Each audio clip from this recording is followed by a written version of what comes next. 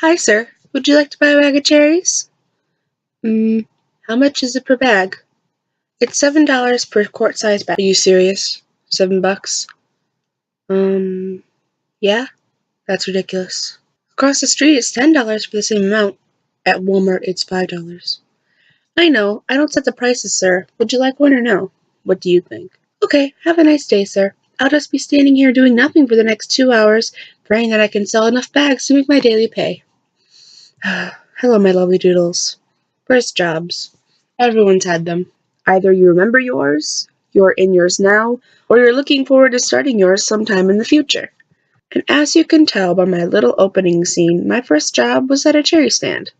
I was 15 years old, and it was the summer after my first year in high school. See, I lived in a very small town that has less than 200 people living in it. So we don't have any big businesses that can afford to hire teenagers without experience.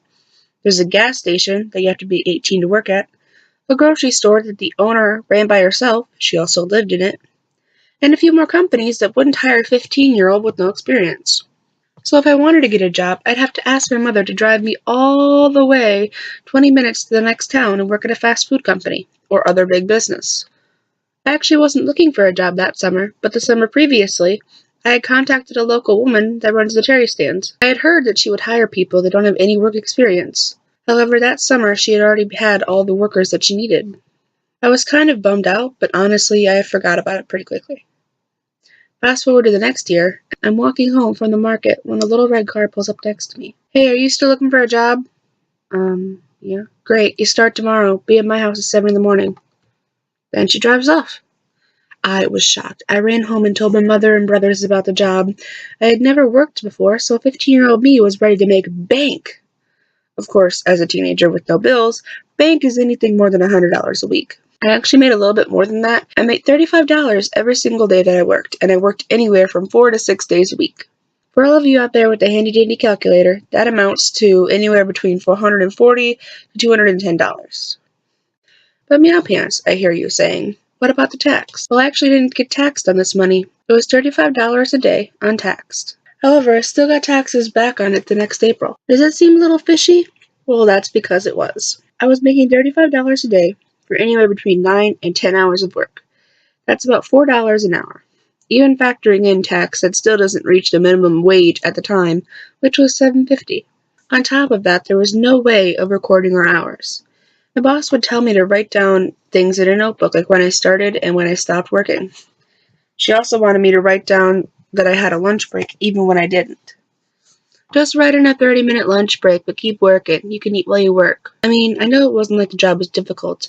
I literally had 10 minutes of training before I was on my own on the first day. But the practices that this husband and wife duo were doing was pretty shady. What was an average day like? Well, let me tell you. I'd wake up at 6:30, get dressed, and get ready for my day.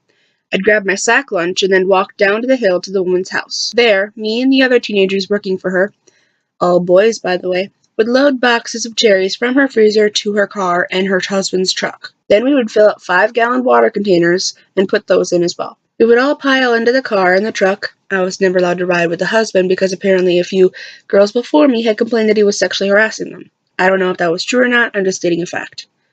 We'd all pile into the cars, and then we'd drive around a little 50-mile radius and be dropped off in various locations. I mostly worked at the top of this hill next to a gas station and a diner. There were very little customers because it was in the middle of nowhere. I would get dropped off first there and be picked up first. The second stand that I worked was right in front of my boss's house. This was the only one with a chair where you could sit down at because my boss often worked this stand, and she didn't like standing that much, even though she made us stand at any other location. Business was a bit better there, especially when the biker gangs came through. Hi. Would you like some cherries? Yes, I would actually. Yeah, these guys weren't as scary as I thought they were the first time they came up to my stand. The third place that I worked, I only worked one time.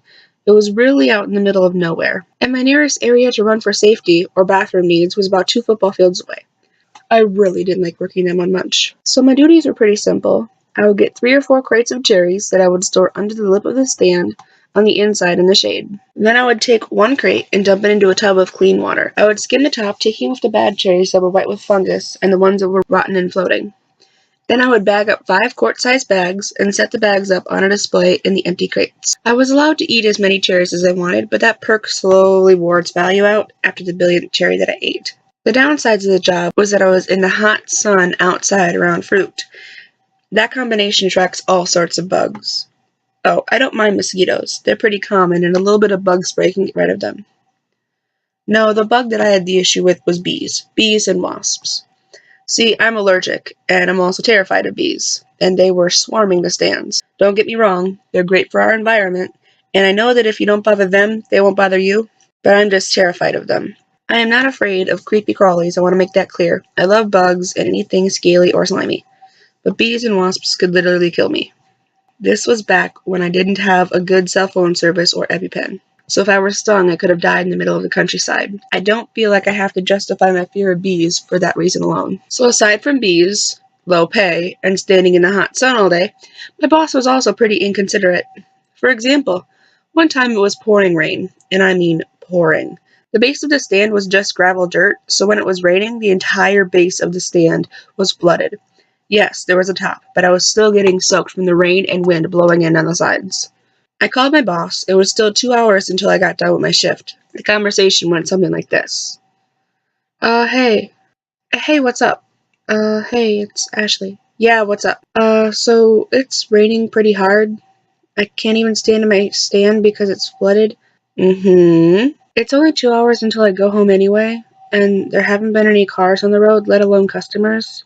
Could I just go home now? No. I think you'd better stay there. It's only 2 hours and it could lighten up by then. It didn't. My entire body was soaked and I was freezing. No one even bought any cherries in those last 2 hours, so if I would have gone home, I would not have gotten soaked. I understand that maybe she was busy, but I even asked her if my mom could just pick me up and I could drop the supplies off back at her house. She was just worried about making money. Although, to be fair, the cherry stands are the majority of her income. Overall, I would say that my first job was not bad. Yes, it had its downsides, but all jobs do. I wouldn't find a job I liked anyway for another 3 jobs. Video on that later. To me, it was all about making money and contributing to society and to my house. I could buy groceries and give my mom gas money. I could do so many things and it felt so good to be independent. I worked there for 3 months, from June until August. Then I started school. I didn't go back asking for work afterwards because I really didn't enjoy working there. And the next summer, I discovered something beautiful that I call minimum wage. Comment down below and let me know if you like this video.